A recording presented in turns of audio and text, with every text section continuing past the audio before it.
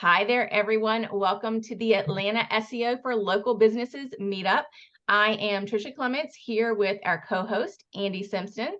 And our meetings are the second Wednesday of the month, 11:30 a.m. Eastern Time. We had a couple of 2-month break there during the summer, but we are back. I have put at the top of the chat when we first started, I put in information about our videos, which are up on YouTube, our Facebook group link, our meetup. And so as we get started today, make sure you put your Q&A in the chat. And also want to mention WordCamp Atlanta 2023, first time back since 2019. I've got the link for tickets there in the chat as well. Make sure you come out to that. I will be there. I'll be speaking on Sunday afternoon at 3 o'clock. So make sure you come out to that. And with that, I'm going to go ahead and get started and talk about some of what our topic is for this month. We've got a lot of news going on with Google Business Profiles.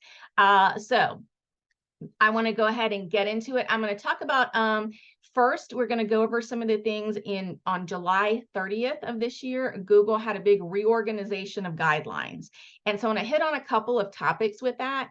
I'm not going to go talk really long about it, primarily because of we've got something else big that's happened, and the reorganization of guidelines is just that. It's kind of a reorganization, and there's not a whole lot really new. Some of it is worded a little bit different, put in a little bit different way for you to supposedly find things easier. Of course, I've been searching through for different things, for me, it wasn't quite as hard, but who knows, maybe for some. But there are some things that, even though they have, it has been, some of us knew about it. Google had not put it into black and white before, and now they actually have. So it's in writing now. So those are things I want to talk about. So first, let's talk about the Google Business Profile is kind of a use it or lose it is kind of my take for that. You know, that is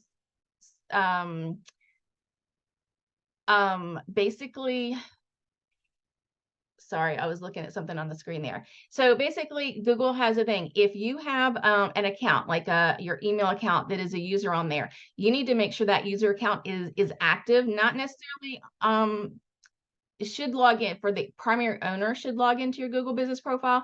But let's say, for example, you set up an account, an email account, let's say Gmail, and you have it as the primary owner, and then you just don't use that Gmail account at all anymore for like 2 years, there's a good chance that everything that you've added to that Google Business Profile is going to be taken down, because Google can go and then delete some of those accounts after a long period of inactivity. So that's something to make sure that that you're going through and checking your primary owner and your other managers on the account. Make sure that you are that it's active, and make sure that that's the other thing is your Google Business Profile is important. Make sure you're logging in and updating things on your account so that Google knows your business is still in business and still active.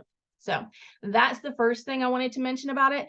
The second thing is to audit your Google Business Profile users.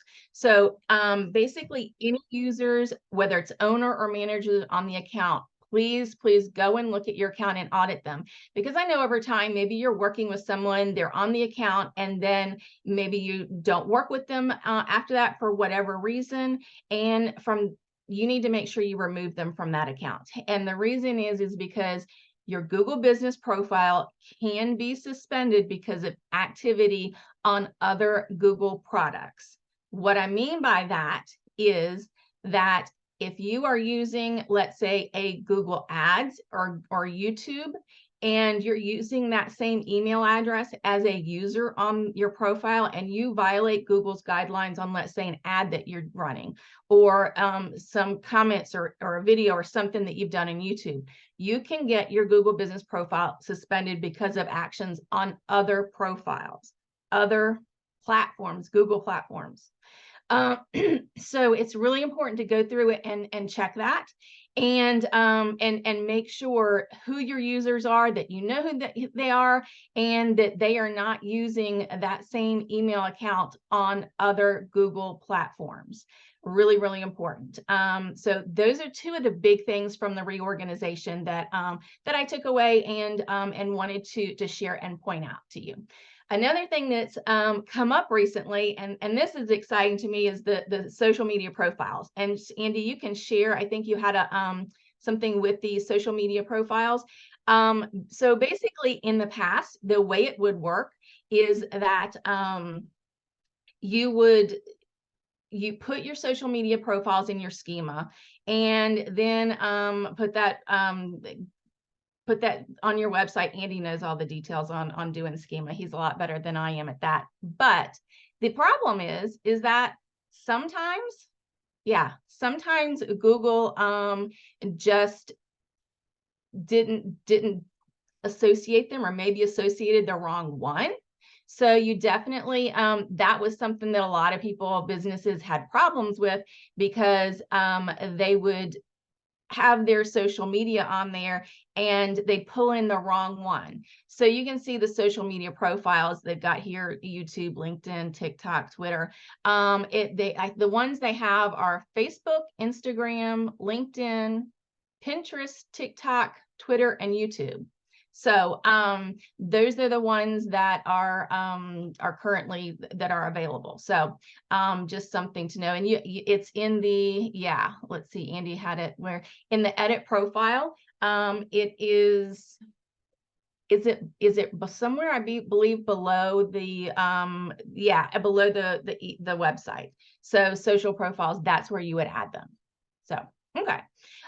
So that's pretty much the news on that I wanted to share with you all, related to the first reorganization and then social media profiles, which I think is a pretty neat thing. You don't have to hope Google gets it right. You're actually putting it into your profile. So check your profiles, add those, and so that they can get there and be associated with your Google Business Profile, the knowledge panel. So. All right, let's see. Okay, the next thing I want to talk about is the new reinstatement process for suspended Google Business Profiles. That's the big thing that I want to spend most of the time on today, because of how important I think that it is. So one thing to note is that this process is rolled out in the EU, and it is not currently rolled out in the US yet. It is going to roll out. So it's not if, it's going to be when. So that is important that you understand how things happen, because we know how important our Google Business Profiles are, especially for local SEO. It's really important for local SEO to have your Google Business Profile up, to have it working for you, to have that information so your customers can find you, your potential customers can find you. Losing that profile can really harm a business. The phone stop ringing, leads and income can decrease. So you definitely want to make sure that you're have your profile, you've looked over it, and you're compliant with Google guidelines. So the first thing is, why is Google working on this reinstatement process? And this is reinstatement from Google Business Profile that has been suspended. That's what we're talking about. So for the reason is because of everything that's going on in the EU and transparency and Google. So that is why this is happening, is that when Google rolls things out, this is their response to the EU and the transparency that's going on, the issues that are going on. And when Google rolls things out, they roll it out worldwide. So it is not something that just that they do in one area or another. So it's coming. We just don't know when. And the one thing I want to tell you, I'm really, after seeing how this process currently is, like I said, again, it is evolving. What we see now is probably not what it's going to look like when it's finally rolled out. And even once it's rolled out, it could probably change. So we definitely want to be aware of that. So the couple things I want to talk about with it. Let me see. I've got several things. First off, again, it's not rolled out in the US, but it's coming. And so when you're working on your Google business profile, if there is a suspension, so we're looking at if there's a suspension. We're hoping that there's no suspension. You don't have to deal with that. But the biggest part is to be prepared. Be prepared. That's what I really want to have you take away from this, is make sure that you're prepared. And if there is a suspension, that you know what to do to make sure that you get your profile reinstated. So with this new process, the few things that are changing is when you go through and you should receive an email, most of the time you should receive that email if a profile suspended. Once you get that email, currently you would click on that, go through the reinstatement process, and have time to work through that. The new process is once you click on that email, there's a certain point in that screen that says, are you ready to upload your supporting documents? That's not the exact word, but they want you to upload those supporting documents. If you click to continue, you have your 60-minute timer starts. And if you do not have your information together and submitted, then that's it. Whatever you don't upload does not get considered. And that's why it's important to have things ready before any of this happens. I recommend that you get all of your documentation for your profile, for your business together, and have it in place and update it once a year so you know that it's current. Things like your Secretary of State, if you have a DBA, and when I say Secretary of State, that's your, if you've got an LLC, corporation, whatever it is, business entity that you have. Your DBA, if you have one, and then other supporting documents like a revenue, usually it depends on where you live, but a tax revenue bill, and utility bills, things like that. Just you want to make sure you have all that information together. And that way, when you get to this screen where it says, are you ready to submit? I would not click yes. I would wait, because a lot of times you go there and you think you have things in order. You need to take a step back and wait and make sure and go through everything and have it all in order to be submitted to Google.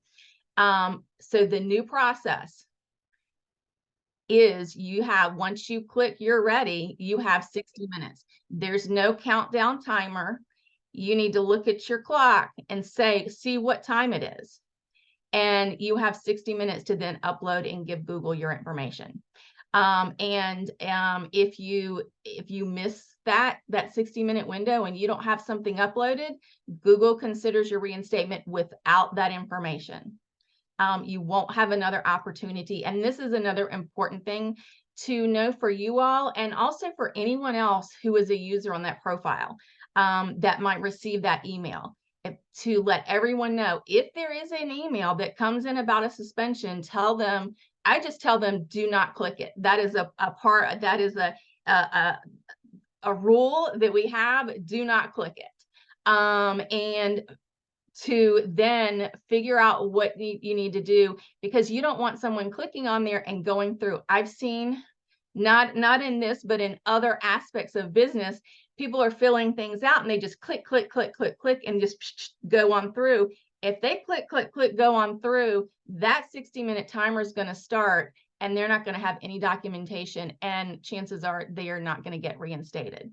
That's why this part is so important, to make sure that you and any of your new users understand and know what specifically is this entails, so that if you get that you reach out. If you're working with an agency, working with someone who specifically knows what Google is looking for to review over your documents, I do recommend that. I do that for my clients to make sure everything is in order, so that when you're then ready to submit, then you can click on that email and go through. Because again, you don't want to click on the wrong part of that. And it's right now, it's tiny writing, 60 minutes, and it starts. So that's, to me, I'm hoping that that is a part of the process, that they update to even have a countdown timer, to have a red button or something to say 60-minute starts. Currently, they don't. That's why I want to make sure you guys are aware of that and know about that.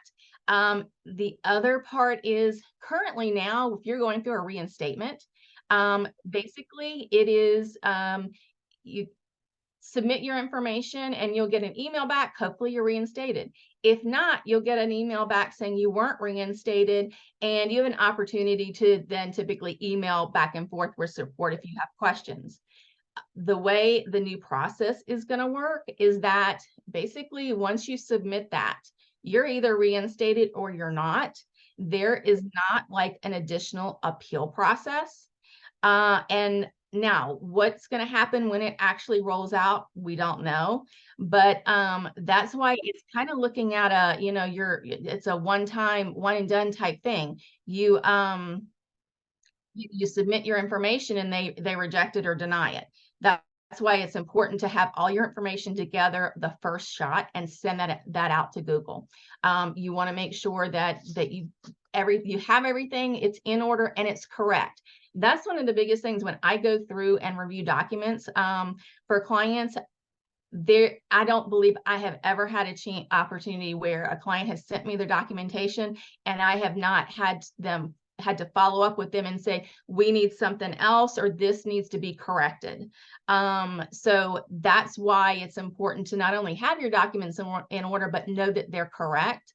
For example, I've seen businesses where typically, depending on the state you live in, you have to pay every year the Secretary of State for your corporation, LLC, whatever it is you have. And if you don't keep up with that, the Secretary of State could what do you call it? They could basically remove your business, and to where you have to then get, and I don't think reinstated is the word, but get your business back in good standing with the Secretary. Deactivate. Thank you, Val. I knew it. I knew that it was something like that. So and I've seen it numerous times. So if they deactivate your corporation or your LLC, you've got to get that reactivated with them and in good standing. And it depends on your state how long that's going to take and how much that's going to cost. And some of them, they do not, it depends on the state and what's going on and how busy they are. I've seen them say, oh, well, we'll get to it in a month or so. And you're sitting there with a suspended Google business profile. So that's a really important reason to check your information, make sure it's current, check it every year. Make sure your business name and your address are matching on all those documents. Another thing that's interesting that Google is doing with this is that they are basically sorry, looking at this, going in and when you get the email, through part of the process, you will see something that says that what specifically the issue is in the guidelines. It'll point you to a part of the guidelines. In the past, currently they don't do that. This new process, they will be doing that. Now, the other thing is that if you've not looked at Google guidelines and really understand the nuances of it, you may still not know what you need to update with your profile. So because Google guidelines, they are not always just black and white. They have a lot of gray areas in them. And the reason for this, I know a lot of businesses get frustrated, but the reason is because they don't want to educate the spammers and scammers out there that are adding profiles to Google Maps that are not legitimate and should not be on there. So they don't want to really educate the scammers about it. And as long as they want to make sure that you're doing business properly and that you basically have everything in order that you should. So those are some of the reasons why. Let's see. I've had, they're trying to keep the different ineligible businesses. You've got lead gen companies out there that they try to get off the map. And I know there are a lot, and it can be really frustrating, especially for legitimate businesses that are trying to get this information and get things out there. It can be frustrating. So just wanted to talk about some of those. And the biggest takeaway I want you all to know is get prepared. Get your business prepared. If you're an agency, get your clients prepared. Get your documentation in order, and not only in order, but make sure it's correct. So those are some of the big things. So again, this is not rolled out, but it's coming. Tricia, can you just go over some of the documents again for people that were listening? And here's the one thing is that makes it difficult.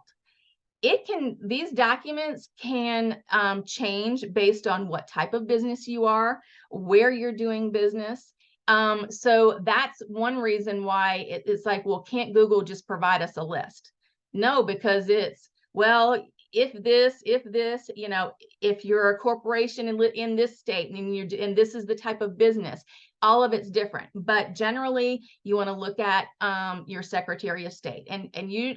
In the US, I think most of it is called the Secretary of State, basically where you got your business incorporated or your LLC done, or any other type of corporate entity. Make sure you've got that documentation and that you're current and that the information is correct, has your business name, address on there. So first thing, the Secretary of State. Depending on, again, what even city or county you're in, you could have to pay the Department of Revenue, have a certificate with them. If you've got that, have that together. Then also a utility bill, something like let's say your credit card, your internet. Can I just jump in there? But just one thing we're missing off that is like having a utility bill, but it's got to have your business name on there. Business name and address, they need to be on them, and they need to match. Name, address need to match, and match your Google business profile. So, you know, and that's another thing I've seen businesses where when they move, they only get some things updated. Like, you know, one I saw recently, I was talking to a business, and I looked at their website and I was like, well, this doesn't match your Google business profile. Which is it? Oh, we just never updated our website. Well, even though your website isn't one of the places that I say provide that information, you need to have it match your Google business profile, because Google sees that as information you're providing that does not match. So definitely make sure that you've got those matching. So what I went over, Secretary of State. We've also used photographs of the building. We've also provided photographs internally and externally of the building. Yes, so not just documents, but photography. So the documents I went over, those are the utility bill, any other, if you've got a letter from the IRS that has your business name information. If you're using a DBA, you need that DBA information. If your Google business profile does not match, like the Secretary of State, let's say you have an LLC, but you do business as something else, and that something else is what you're using on your Google business profile, you need to have those DBA documents. So those are kind of the documents that you need to have. The next thing are pictures, especially brick and mortar. You need to have a photo of the outside with permanent signage, permanent, not like, you know, and definitely not Photoshop. Let me tell you, if you want to get your profile, your email banned from Google, you send them a Photoshopped picture, and that will do it. So do not do any kind of Photoshopping. First thing. Second thing, again, permanent signage. That's really important because, and I know, so I'll tell you a story. At the very beginning of COVID, a business that was brand new, trying to get on the map and was messing some things up with their profile, got it suspended. When I went out there, they were in one of those like little strip malls. And the strip mall was in the process of renovating and had taken down all their outside signage and had a temporary banner up with the sign. I'm like, no, of all times. So there were other things that I was able to do to prove that it was the permanent location. But like, if you're just putting a temporary banner up on the window, that does not work as permanent signage. Google wants that permanent signage. And then again, go inside, especially brick and mortar, go inside, take pictures. If you've got, I'm assuming different products that you're selling, all of that, staff, take photos of the inside, outside. If you are a service area business, make sure if you've got like a vehicle that's wrapped, take a picture of that. Staff. Also pictures of your workspace. Even though you're a service area business, you probably do have a space that you're working that has your information there. So definitely take pictures of that. And I think that answered the questions on that. What other questions do we have? We've got a question from Beth. She says, how often do legit businesses actually get suspended?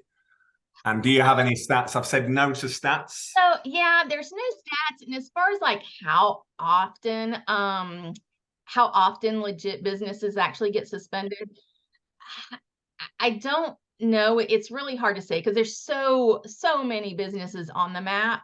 But one thing I will say is that a legit business can legitimately be suspended because they're not properly following Google's guidelines. So, for example, you're a legitimate business, but you have used a UPS store as your address. That will get you suspended. You're a legitimate business, but you're not following the guidelines. And so that's another thing that I recommend. So while you're also getting this documentation together, is to review your account and with someone. If you know exactly how everything should be, review your account. If not, talk with someone. I do audits for clients. I check their full profile. If there's something wrong, I let them know what they need to update, what has a high chance of suspension. And another thing is there are 5 core pieces in your Google business profile. If you change any of these 5 pieces, you have a higher chance of getting suspended, even if it's a legitimate change. First thing is your business name. Well, let's say you rebrand your business. You all may know I rebranded mine back in 2020. That could get a business suspended changing the name. Name, address, primary category, website, and phone number. So those 5 things, anytime you change those, Google looks at those as your core business information. Your business name, that's your business. That rarely should change. Now, when you do a rebranding is probably the only time that would change. So Google, let's say you change it legitimately, Google may suspend it because it wants to confirm, yes, this is what, this is correct. You have updated it properly. So, because that's the thing, if you're going in there and changing so many things about your business, especially core aspects of your business, Google does want to make sure that it is that you're doing it right, and that it really is your business, and you still should have a Google business profile. I think I answered that for Beth. I maybe went a little overboard on answering it, but hopefully that answers your questions. Anyone else? Any other questions, Andy? Nothing in there. No, they're all very quiet on us today. I hope I haven't scared you. So one of the things I want to say is that as far as this yes, I'll go over those 5 core things in just a second. The one thing I want to say is I don't like to really to scare people. I want to say just get prepared. Just get prepared so that it's not something you're always worrying about. I deal with suspensions quite frequently, and I will tell you, once I submit all the information that I need, getting that reinstatement for me in the past has not been that difficult because I look through and make sure all the documentation is in order.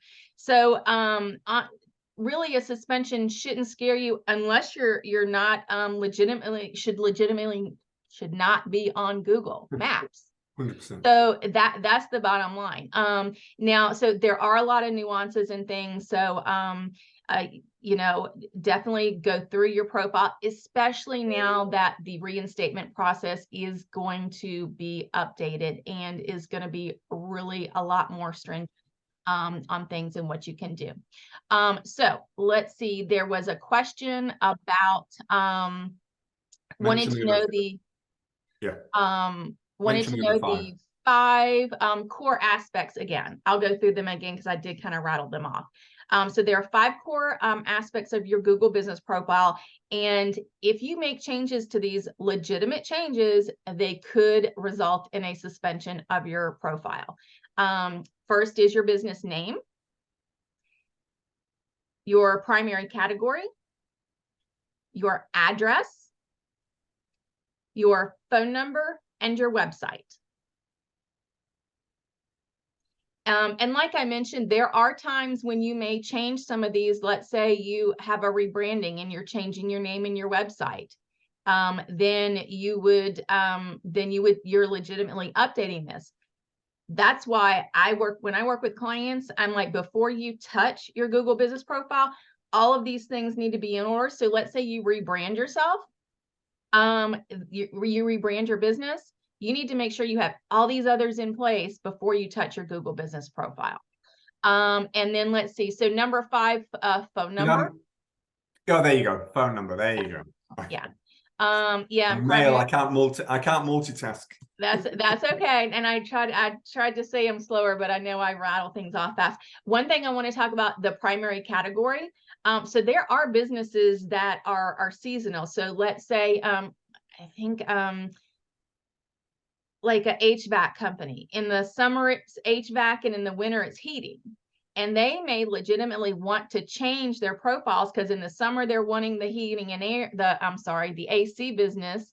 And in the winter, they're looking for the heating. So they may legitimately change. What I would say to that is, don't go changing every 5 minutes. Change it once when you need to, but wait and make sure all of your documentation is in order before you make that change. That's the biggest thing. I'm working with a client now who's rebranding, and it's like I had a list of things. I'm like, this is what we need before we touch your Google business profile. And if you're changing more than one thing on that core list, and if you're changing anything in your Google business profile, don't go in and change, update. Change one thing, wait a minute, you will see in there that that is working on approving that change. And then also wait till you see that it's live and that Google says that the edits have been updated, and then make your next change. It might be 10 minutes, it might be an hour, but definitely especially the core things, do not go in and just update them, bam, say, I'm going to go in and get this done in the next 2 minutes and update them. Don't do that. That's you're increasing your risk of suspension. Okay, so there was a questioner statement. There's so many fake accounts where the name is the keyword, the city name. There's no way to do an incognito report for these accounts to Google. So basically, yes, there are a lot of fake accounts out there, and that's one of the reasons that accounts get suspended. If your business is legitimate and you're doing things that Google may trigger them, oh, we need to confirm and look through things and confirm that you really are a legitimate business and should be on the map. For these fake accounts, you can always submit a redressal with the redressal form. And I'm not sure, Andy, if you have the link to that. But basically, oops, you're on mute. But it's in the chat. Oh, okay. Okay. So he put in, okay, the business redressal. Okay. So right there in the chat, the business redressal form. If you've got, so like, let's say you've got a competitor and they're outperforming you on the maps, but they're not legitimate. They should not be on there. Submit a redressal form. Do not use your email that you are using in any Google business profiles. Okay. That's another thing. Please audit your users in your Google business profile. Make that a priority to do. Audit them. You know, I've got I don't know how many emails at this point, over 20 email addresses. And it's like you pick ones that you're going to go in and do certain things with. But definitely you don't want to use email accounts to make any reports like that that are on your Google business profile. Okay, any more questions? There is a question. Oh, yeah, I'm on. There is a question, but I'm trying to make sense of it. If you can read it yourself. This is a rank and rent question, rent and rank question. Yeah. Okay, so this he is working with business owners, and so a follow-up question for you, this in the chat. He's talking about rank and rent providers, basically like lead gen. Are you saying that the Google business profile you are working with is a lead gen rank and rent, or competitors are lead gen rank and rent? Let me know the answer to that question so that I can provide the answer. Either way, I will tell you all my thoughts on that. So I'm not getting an answer, but I'll go ahead and tell you my thoughts either way. So if your competitor is what's called a lead gen or rank and rent, basically those are businesses that they're not the end business that's going to be providing the service. They're just getting a bunch of customers from this profile and then sending other businesses. They just pick from a list and they sell those leads. How did I start that out with? If your competitor is doing that, they should not have a Google business profile. It is not within Google guidelines. They're not eligible. So you can use the redressal form to address that. If you have a Google business profile and you are using it for a lead gen rank and rent, I would say that it is not eligible for a Google business profile, and that you will probably get suspended. And those are the profiles that Google is trying to clean the map and get rid of those. So, can I just jump in a little bit, because yeah. Obviously it's a thing of interest to me. Can I just say that the redressal form is not what's the word? Not in. It's a private message between you and Google to report the company. However, that company can pursue and find out who reported the update. Yes. So you're not what's the word? Anonymous. Yes. In that redressal form. Correct. Part of it depends as far as like if the person's going to go after it, but correct, it is not. You can be open to I don't know if they're considered open records requests or something along those lines, but you could be subject to Google turning over the information to say who it was that submitted that. Yeah. Let's see. Let's see. Brooke says, does it matter if the map is embedded on our website for SEO compared to an image map? So here's my thought on that. What she is talking about is having your map embedded, and I'm gonna pull up mine so I can see, show you hopefully. Share screen. Okay, so what she's talking about is, and let me know if you can see my There we go. Yeah, we can see that. So this is my contact page. And so basically I'm a service area business, and I have, instead of just doing a screenshot of a map and putting an image in, I've embedded my Google business profile on here. You can click onto the map, you can click directly, view larger map, view reviews, all of that directly here. Personally, I like to tell clients to embed the Google business profile map because I think it's a good user experience. They can see the reviews, they can click right to it, they can click to it, get driving directions, all of that. I just think it's a better user experience for the users. That's why I prefer to do it that way instead of simply a JPEG or whatever image on it. So I'll just jump in on that. Yes. I 100% agree, because it is better users. No, okay. But for some sites and some hosting packages, check the speed of the page before you load the script, and then check the speed of the page after you've loaded it, maybe in a day or two. Because if it slows down the experience, then it might not be a great experience, might be a bad thing. But that's just a little quick test, just run before and after. Yeah, definitely. That's definitely also a plug to say, make sure you've got a good host, because hosting can impact the speed of your website. But then a lot of other things impact the speed. Everything that you're using on there, as far as your theme, all that stuff impacts it. So check and see before and after putting that script on what your speed is, to see if it has a significant impact, to see if it's worth having it or not. Let's see. So we have a question from Val. Says, it sounds like Google takes into account other managers on a business's page, but do they consider other offices of the same company? In other words, if the Holly Springs office gets suspended, might it affect my Roswell office? So typically not.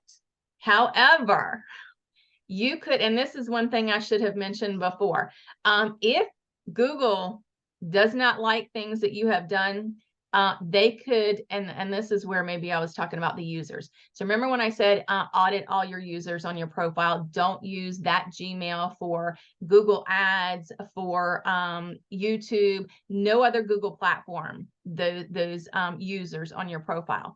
Because if you have a user that goes in and does something that Google doesn't like on Google Ads, violates their guidelines, and it's bad to where they don't like it, that could flag that email account.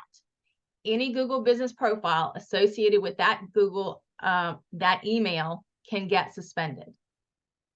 And I think maybe earlier when I talked about it, I wasn't as clear as I should have been. So that is my biggest reason to say audit who what email addresses are users and what those email addresses are doing. You want to make that. So typically, like if Google has an issue with you, let's say you have two offices, and Holly Springs and Roswell, and maybe Google doesn't like something about one of them, and one of them gets suspended. Chances are just that one will get suspended, unless your user's doing something or it's a really bad thing. So I'm not saying it can't happen. If it's just a regular suspension, maybe you've updated something and Google didn't like it and suspended kind of for a quality. That's the other thing is, you make a change. Sometimes it's suspended kind of for a quality check to say, is this legitimate? Is this right? And so if that's the case, typically it is your second profile. Typically, it's not going to be impacted. But again, check on those users, because it could get every single Google business profile affiliated with that email account suspended. So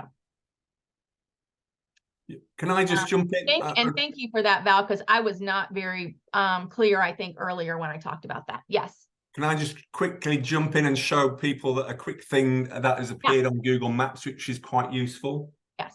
A little trick. So let me share my screen. I'll do this and share.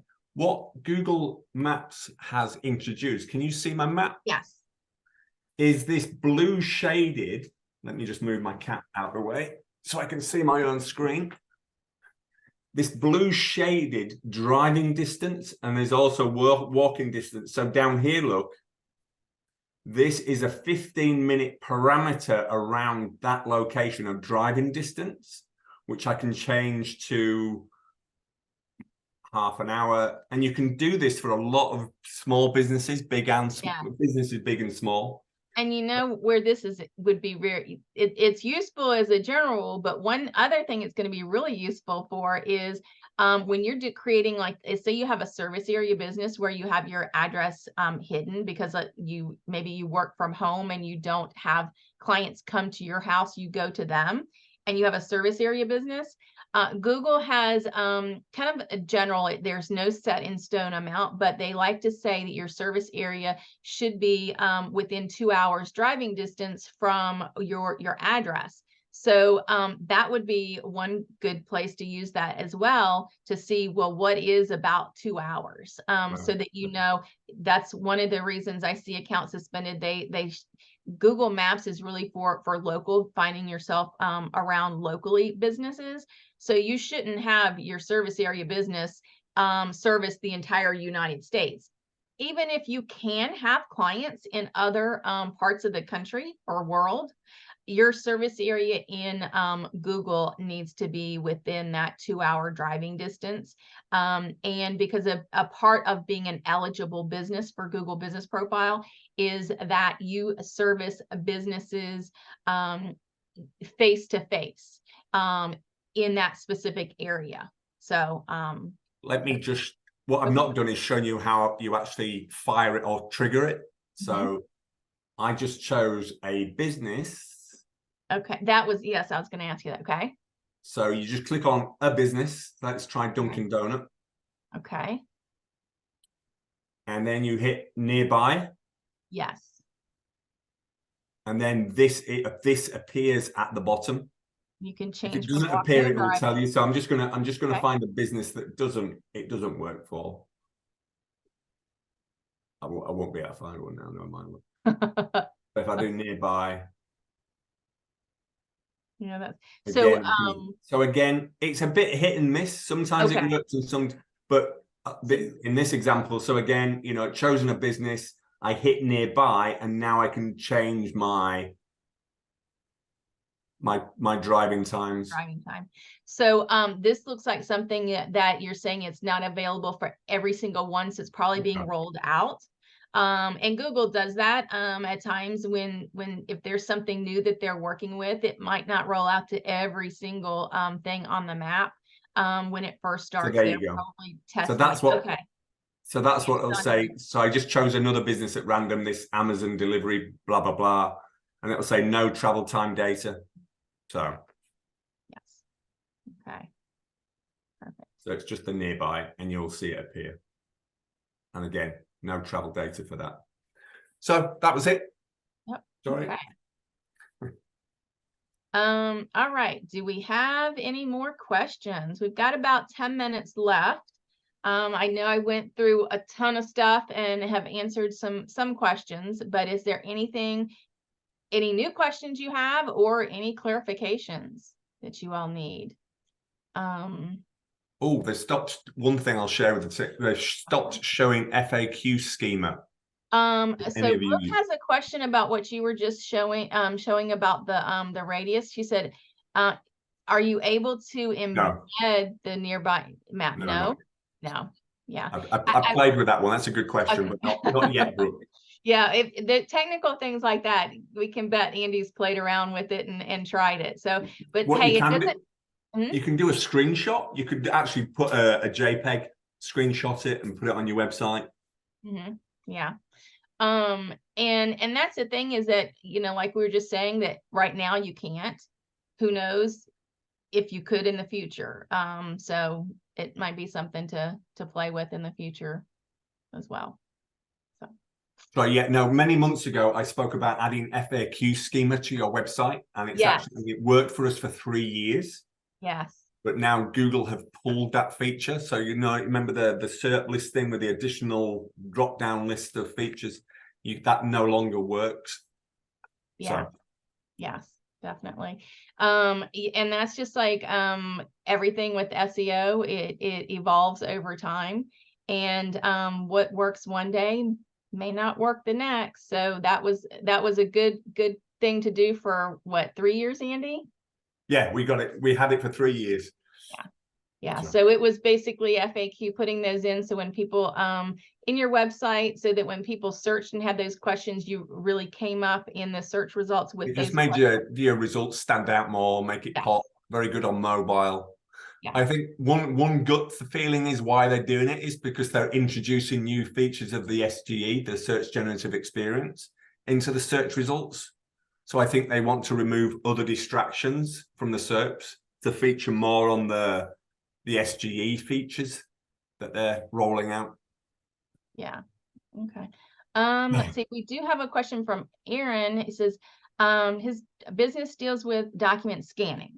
They get 99% leads from rank and service that then sells that lead to all the other businesses in the area.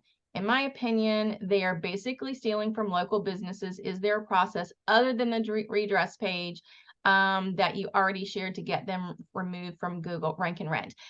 So that is that's the main way. Another way that you might do is, and again, don't use an email associated with your Google business profile. You can go into the map and flag them. And sometimes you can like show a picture or something to like say, you know, why is it this way? So I would definitely try the redressal form, but then also if you know that they're doing this rank and rent and you have that documentation, you can flag them on the map as well. Any other ideas, Andy? I was going to say, doing this just brings it to Google's attention, and it puts a spotlight on them. So Yes. it might not happen immediately, yeah. But it might, because it brings it to Google's attention, they might look at it offline, you know, look at other businesses that are related to. So it just gets them, it gets a little red flag on their name. So, you know, eventually one might help that they do get removed. Yeah. And when you do the redressal form, you know, any proof that you see that they are not the actual business that you've got in there, definitely send that as supporting documentation. Yeah. When you report it, don't just say, oh, it's a rank and rent or lead gen. Definitely, as far as, so since you are seeing that it is a rank and rent lead gen, show how you've come up with that. I was going to give them as much evidence, saying this is the evidence and this is the reason why they're not. Just give it in a Google document, a spreadsheet, in a Google Doc. Give them make it as easy for the people on the other side in Google support for them to go, this is clearly from this evidence they are doing something wrong. Reporting just a name and an address and a link isn't giving them. They're not going to dig in and do the work. So if you do the work for them, you've got a much better chance of something happening. Yeah. And again, we're talking about reporting businesses that should not legitimately have a Google business profile. They're ineligible, but they actually have them. And it's very difficult for legitimate businesses who should be on the map to deal with, because you're dealing with those that really are ineligible for profiles. And they are a problem. But I will say that one of the things is when accounts get suspended, even the legitimate ones that get suspended, a good part of that is Google checking and seeing, you know, is your documentation in order? Are you really who you say you are? So basically, the redressal form, sending as much information. Aaron says he gives pictures of the locations with no physical office. Instead of just a photo, can you do a short video showing the street name and scroll into and go up to it? I don't know if that would help. That might be something to try, to say, you know, look, this is what's at this address. Because sometimes pictures, you can't really tell the street name where it is. You see the numbers, so maybe that would help. Try that. Yeah, we know folks that, you know, will go to that location and take pictures and just to prove that they do not exist at this location. Yeah. So yeah. And a lot of it, there are certain industries that have what is it called, Andy? They've just got a high level of spam, and even legitimate ones have a really hard time because there are a lot of suspensions because there's so much spam. One of them is like garage door companies. I don't know some of the others. There are quite a few of them, but they can be difficult, and legitimate businesses can be suspended often. And that's why some of those that will be that get suspended are always, you know, they have their documentation in order because they know they're going to have to deal with reinstatements just because of the nature of their business.